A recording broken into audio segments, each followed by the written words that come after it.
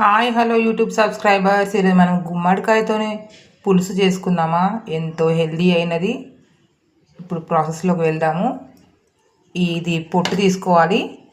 పొట్టు తీసుకొని ముక్కలా కట్ చేసుకుందాం. మనం ఇప్పుడు చారుకి పోపు వేద్దాము. ఫస్ట్ 2 స్పూన్స్ ఆయిల్ వేయాలి. కొంచెం పెద్ద స్పూన్తోని.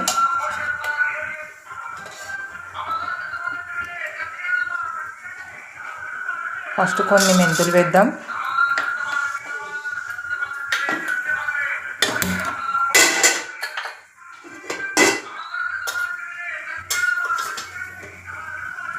కొంచెం జీలకర్ర వేద్దాం. కొన్ని ఆవాలు, కొంచెం మిర్చి, ఉల్లిపాయలు వేద్దాము. మిర్చి ఉల్లిపాయలు వేసి కొంచెం సాల్ట్ వేయాలి తొందరగా వేగడానికి. కొన్ని నీళ్ళ కింద వెల్లిపాయలు వేద్దాం. ముక్కల్లా కట్ చేసుకొని కొంచెం దంచుకొని వేయాలి.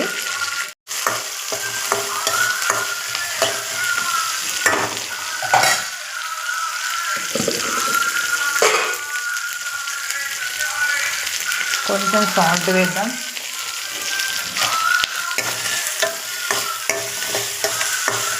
ఇది కొంచెం వేగనివ్వాలి. అలానే దీనిలో కొంచెం అల్లం వేసుకుందాం.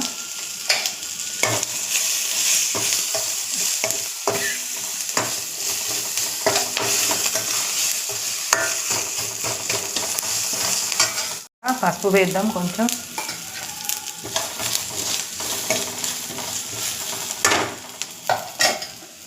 దీంట్లో ఈ గుమ్మడికాయ ముక్కలు వేసుకుందాం. అలానే ఇది కొంచెం పచ్చివాసన పోయే వరకు కొంచెం ఫ్రై అవ్వాలి.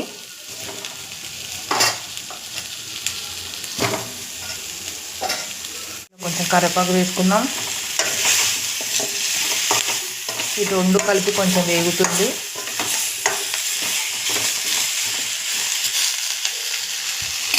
కొంచెం మగ్గనివ్వాలి. కర్రీని కొంచెం మగ్గనివ్వాలి. ముక్కల్ని కొంచెం కారం వేయాలి. టేస్ట్ సరిపడే అంత.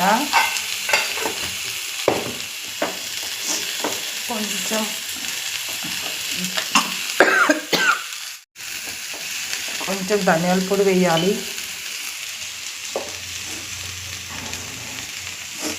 అలానే కొంచెం సాల్ట్ వేయాలి. చారు కాబట్టి కొంచెం ఎక్కువనే పడుతుంది. ఇది కొంచెం వేసుకొని కలుపుకోవాలి.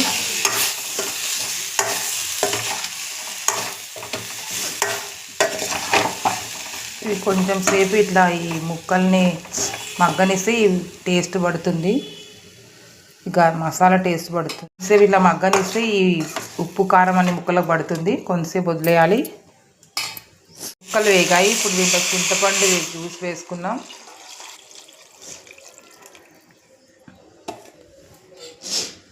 ఇది కొంచెం సేపు మరిగితే దగ్గర పడుతుంది. దీనిలో కొంచెం మెంతి పొడి వేద్దాం. కమ్మగా ఉంటుంది చారు.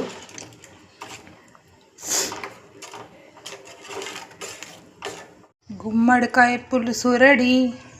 చుట్టూ ఇలా ఆయిల్ రాగానే స్టవ్ ఆఫ్ చేసుకోవాలి. ఎంతో కమ్మనైన చారు రెడీ అయింది. Please like and share and subscribe. 1 year అవుతుంది ఛానల్ స్టార్ట్ చేసి. జనవరి 14th స్టార్ట్ చేసాం మేము. ఇంకా ఒక 14 డేసే ఉంది. ఇంకా మనం 250 సబ్స్క్రైబర్స్లో ఉన్నాము. ఎలా ముందుకెళ్తామో అర్థం అవ్వట్లేదు. ప్లీజ్ కొంచెం సపోర్ట్ చేయండి ఛానల్కి. Please like and share and subscribe.